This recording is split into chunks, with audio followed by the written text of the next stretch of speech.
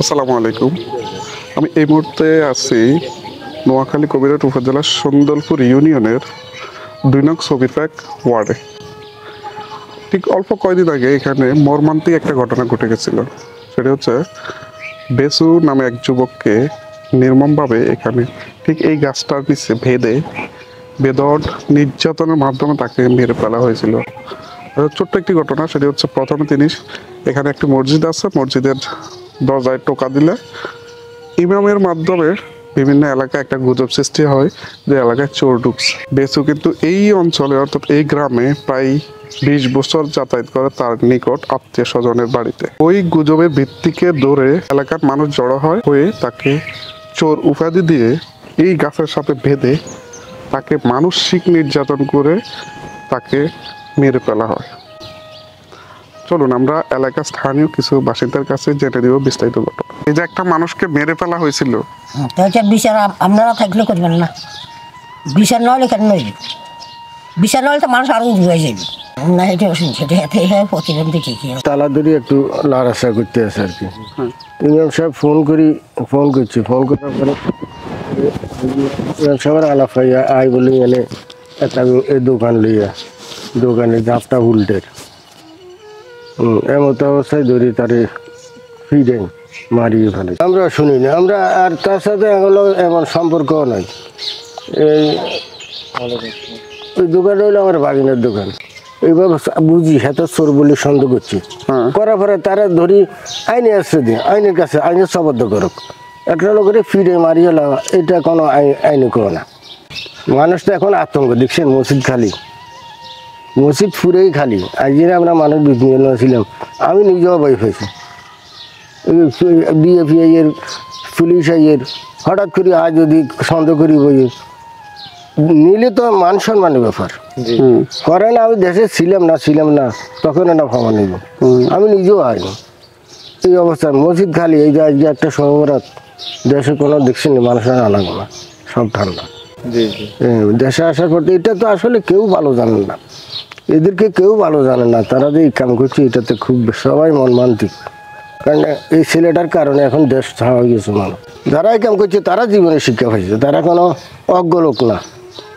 সেটা অবশ্যই, এটা অবশ্যই সবাই যে শুনছি আর কি, যে আমরা ইয়ে করছি মানববন্ধন করছে, তাদের হাসি চায়, এটা অবশ্যই কথা। কারণ এইভাবে এইটা ছুরির জন্য এইভাবে একটা লোকের মারতে পারে না। আচ্ছা, আমরা এই মুহূর্তে আছি সবিরপাক সেই আলোচিত মসজিদের সামনে।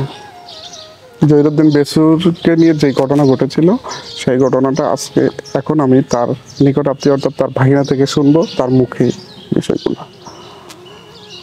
আচ্ছা রাসেল, জহিরুদ্দিন বেসু এই মসজিদের সামনে থেকে তার ঘটনাটা উৎপত্তি হয়েছিল, আসলে কি হয়েছিল প্রথম থেকে আমাদেরকে একটু তোমার প্রথম থেকে আমরা এখানে যারা স্থানীয় বাসিন্দা তাদের কাছ থেকে শুনছিলাম সে এখানে এসে মানে ঘোরাঘুরি করতেছে।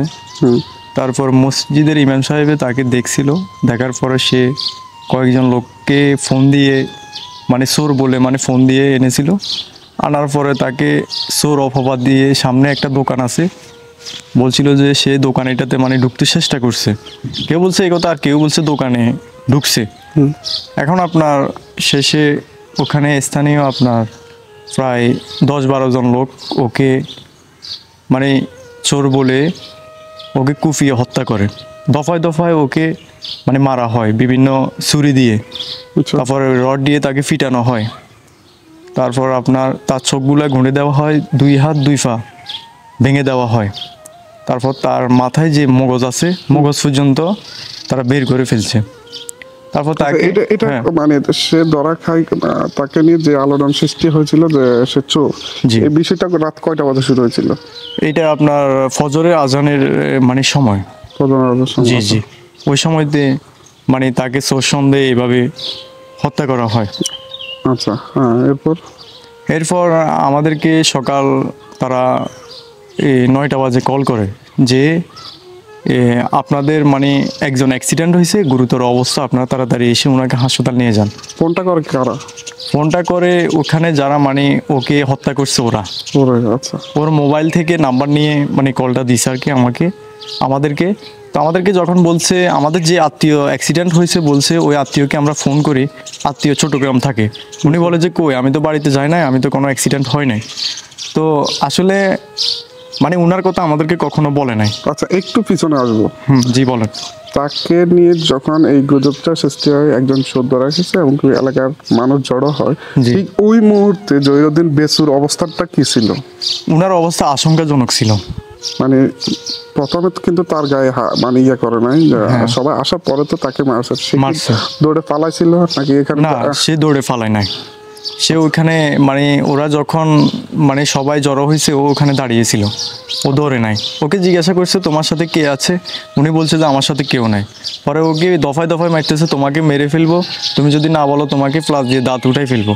তো ফ্লাশ দিয়ে ওনার দাঁত উঠে ফেলছে, তাকে বিভিন্ন ছুরি দিয়ে আঘাত করছে এবং জিজ্ঞাসা করতেছে দফায় দফায় মেরে যে তোমার সাথে কে ছিল, তুমি স্বীকার করো। উনি বলছে যে আমার সাথে কেউ ছিল না। বলছে যে তুমি কিভাবে আসছো, বলছে যে আমি হাঁটি হাঁটি এসেছি।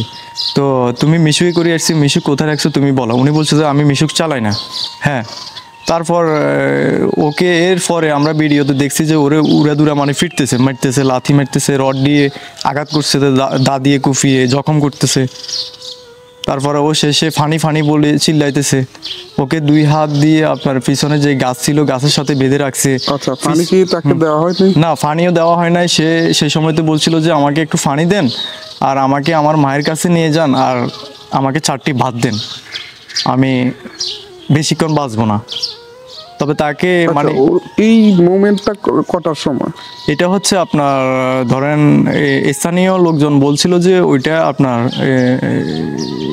8টা বাজে, সকাল 8টা বাজে। আচ্ছা, উনি 9টার দিকে মারা গেছিল।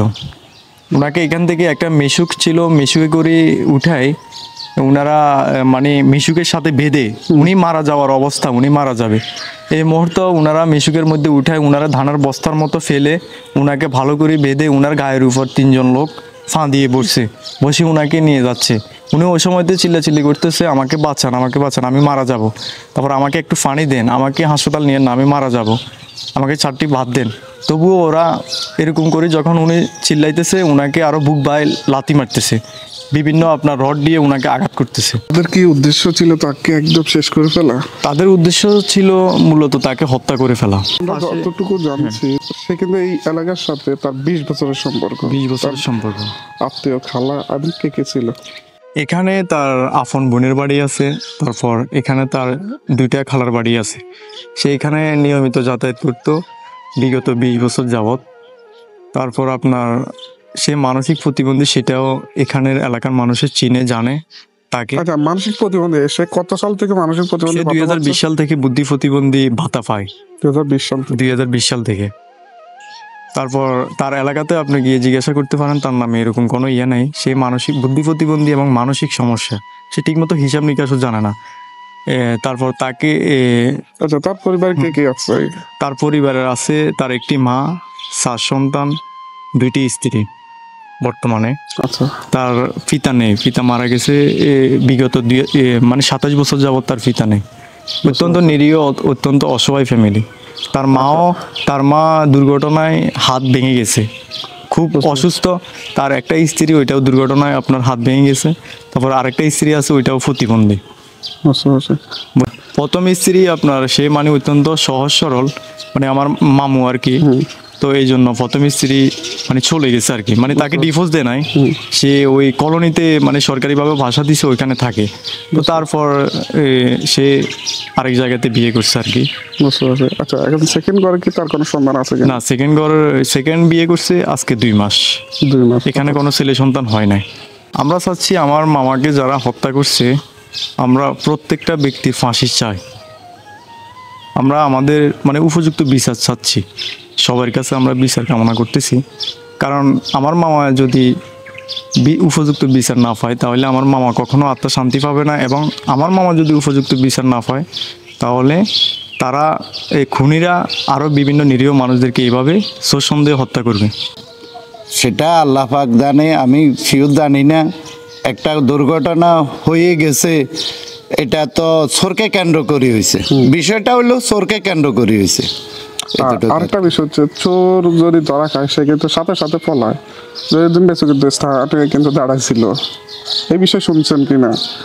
না, সেটা আমি বলতে পারবো না। সর্বশেষ আপনি কি চান, এই মানে খুনের কি চান, বিচার চান কিনা? আমি এতটুক জানি, যদি অপরাধ করিয়া থাকে অপরাধের বিচার অবশ্য হবে। বোনের লগে কোনানে খাই দিছে, খাইটাই এখন মা চলি যাই দূর, তুমি ভাত খাইতে আইয়ে ন বুঝিনি। আসুরতে দিয়ে আইছি আর একে তোর ভাই কান্দাই কমা তাই যা কামে যাইব, যাইয়েন না একে নামাজ হয়তো যাবো। ইয়ার ভিতরে আমি ভুলে গেছি, আজ যাইতে হয় না। আর উত্তর লাগা আর লগে দেখান আর প্রতিবন্ধী মানুষ আতরাইলে আর উত্তর জান আওয়াজ করছে। হ্যাঁ খালি হাসি যায় আর উত্তর ইয়াস যায়, আর উত্তর যেন খুন করছে, খুনের বিশ্বাস যায় অন্য কাছে। আর উত্তর কোন আর প্রতিবন্ধী আর উত্তর খুনের বিশ্বাস যায়। আর উত্তর আগে বাবার আগে যে উত্তরে তুই আর প্রতিবন্ধী এখন খুনের বিশ্বাস চাই। আর উদের খুনের চাই বাপরে কো ভাই মারিয়ে এলেছি, মাতা ভাই কো ভাই মগজ বার করে এলেছি। বিচার চাই, হাসি চাই, খুনিদের হাসি চাই। এই সেই দোকানের একটা পরিবার টিন বা কোনো কিছু ক্ষতিগ্রস্ত কিন্তু দেখা যাচ্ছে না, তারপরও তাকে কিন্তু চোর উপাধি দিয়ে নির্মম নির্যাতনে মেরে ফেলা হয়েছে। আসলে দর্শক, আমি সবশেষে একটা কথা বলতে চাই, সেটা হচ্ছে পুরো বাংলাদেশে প্রতিটা গ্রামে অন্তত 1-2 জন প্রতিবন্ধী আছে, তাদের ব্যবহার কিন্তু একটু আলাদা। আমরা যদি না জেনে না শুনে হঠাৎ করি একজনের কথায় তাকে চোর বা বিভিন্ন নামে উপাধি দিয়ে যদি তার উপরে নির্যাতন করি, তাহলে কিন্তু কোনো একজন মায়ের কিন্তু সন্তান হারা হবে। তবে সেই ভুলটি না করে আসুন আমরা সবাই সচেতন হই, কোনো প্রতিবন্ধীকে আলাদা করে না দেখে তাকে আমার ভাই হিসেবে মেনে নিই।